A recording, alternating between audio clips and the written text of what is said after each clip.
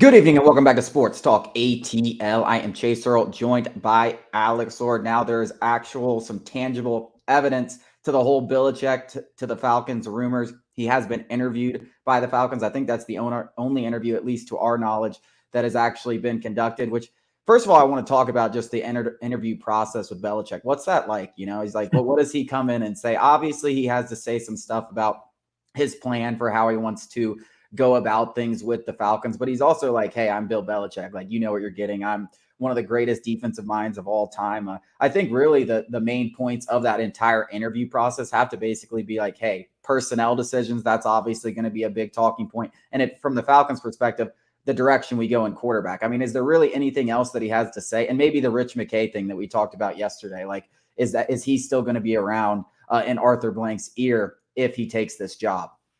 Yeah, I think, I hadn't really thought about this until you just mentioned it, but like Belichick had a few days to formulate a plan for what he thinks is best for the Atlanta Falcons. There's no possible way he formed a thorough, plan for the Atlanta Falcons franchise in just a few days. I mean, because he's wrapping up, tying off loose ends in New England, and then he's also trying to prepare his resume, fire up his resume again. Obviously, it's not a traditional interview like it would be for a first-time head coach, but he's still, like you said, he needs to come up with some sort of plan to present Arthur Blank. And obviously, there's some logistical things that have to be worked out, as you mentioned, Rich McKay, personnel decision-making, and all that. But the fact of the matter is what he formulated a well-constructed plan in just a couple of days to present to Arthur Blank. No, I have a hard time believing that. I know the guy's a genius. I know that he's a very, meticulous head coach. He has everything down to a T, dotting his I's, crossing his T's and everything like that. But I have a hard time believing that really any of these head coaches, while, a lot of them are still coaching in the playoffs, can have any sort of plan jotted down that could, convince me as an owner. But I did want to mention one thing, and I'll throw it back to you after this. An interesting thing in all this is Tom Pelissero, very credible national reporter, came out after the interview was announced and basically said no deal is imminent, but there is mutual interest, which just aligns with everything everybody else has said. There's no doubt about that, especially now that the interview is official. But what is interesting is somebody on the Atlanta beat, Orlando Ledbetter. If you follow the Falcons or any Atlanta sports team, you know who D-Led is. He basically has a source familiar with the situation that basically said Bill doesn't want to come to Atlanta. He just wants to coach. And if the Falcons are the only team that want him, that's where he's going to go. So it seems like the Falcons are kind of a last resort and not Belichick's first choice. Yeah, I mean, and that makes sense. That aligns with what we've been saying this entire time. Like, it doesn't really make sense for the Falcons or Bill Belichick for him to come to a place where there's not a quarterback in place and there's still a lot of holes that need to be filled for him to contend for a championship in his window. His window is what? As we've said, at most 5 years, which it's probably closer to 3. So, yeah, it doesn't make a lot of sense. And then when you look around the league at some other potential openings, things that aren't even open yet, two come to mind. And I know we're going to talk about the Eagles job, but Nick Sirianni could very well be out of job, and the Cowboys very well could fire Mark McCarthy. And then there you go. You got two.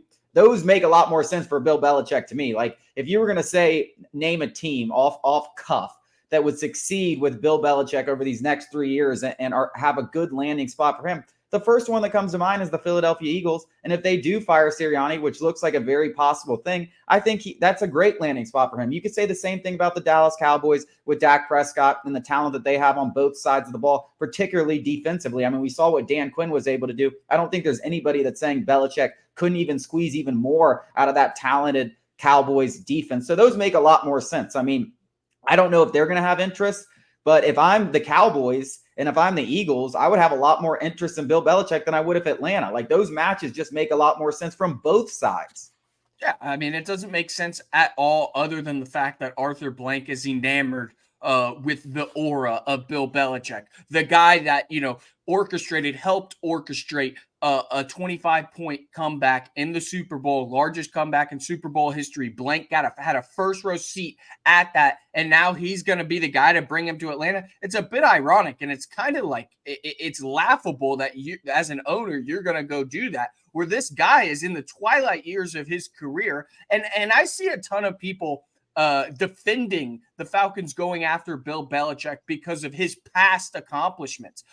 Can we look towards the future even a little bit, or even the more recent history? I posted this excerpt from the Athletic on Twitter, and I'm going to read some of the stuff that Mac Jones had to go through in New England. And this is the guy that, all these sports talk heads around Atlanta want to bring to the Falcons because of his past accomplishments with Tom Brady. No, listen to some of this. This is substantiated stuff from the Athletic, that coaching points were given to Jones, Mac Jones, were frequently too general. Quote, throw the deep ball regardless of the coverage, read, or even more simply, find an open player, rather than the nuanced explanations towards scheme and opposing defenses. In addition, Jones's input on how to improve the offense. Obviously, most offensive coordinators will tailor their offense to what the quarterback does best. Not New England. He was met with rebuke. During games, there were situations when different coaches would call plays into Jones's headset. Does that sound like a well-oiled machine in New England? The guy had Matt Patricia, for goodness sake, calling offensive plays and trying to make an offense. Matt Patricia, this defensive coordinator who failed in Detroit. Yeah. I don't know why people are so enamored with Bill Belichick's past accomplishments. He's out of New England for a reason. Yeah. Well, and you could even take it a little further. I mean, the reality of the situation, the reason that Bill Belichick went back to his old buddy, Mac Patricia, to call the plays in New England is strictly because that he didn't trust anybody else. And he wanted to have his thumb on the offense. He was really, that whole situation was a ghost situation. And if anyone doesn't realize that, Bill Belichick, as you just said multiple different coaches were calling plays. Bill Belichick was helping call those plays. Like, Bill Belichick thought he all of a sudden knew what was good enough for Mac Jones and what was good for this offense, despite never being an offensive head coach. And listen, Bill Belichick is one of the GOATs, and I'm sure he did have his hands on some of the things that Tom Brady did and stuff like that. But let's call a spade a spade. He's not an offensive head coach. So the entire reason they went to Matt Patricia, a defensive guy, is so Belichick could be more involved in the offense. And that's facts. I know that for a fact. So like you said, this whole situation is a lot worse. I mean, Joe Judge was his quarterback's coach, a special teams guy. Like, the whole thing that he did with Mac Jones was an embarrassment. It was an embarrassment. An embarrassment. And it's certainly an asterisk on his resume. And I think that, all these Falcons fans who are like, as long as he doesn't have personnel decision-making power, okay, I could get past that. But guess who's going to hire the staff? It's Bill Belichick. He's going to build his staff, and he has never once gone straight away from his inner sanctum. He is going to hire the same exact guys that were in New England. He never once went off, and it's going to be Patricia, Joe Judge, the same cast that we saw in New England fail in New England and Atlanta. I don't see how we can praise Bill Belichick. It's like impossible for some fans to compartmentalize the fact that Bill Belichick, the GOAT, is not the same guy that he was, and Tom Brady had a lot to do with that success. We need a guy who is going to be here and kind of sink his teeth into the foundation of this franchise. We don't need a guy who's just going to come and try and change a bunch of things and get by with a veteran quarterback. That's not what this franchise needs. We have to be done with half-measure answers at the quarterback position. And if you hire Bill Belichick, that's what it's going to be again. Yeah. Well, let's talk about those quarterbacks, because depending on who the Falcons hire, that's going to depend on who the next quarterback of the Falcons is.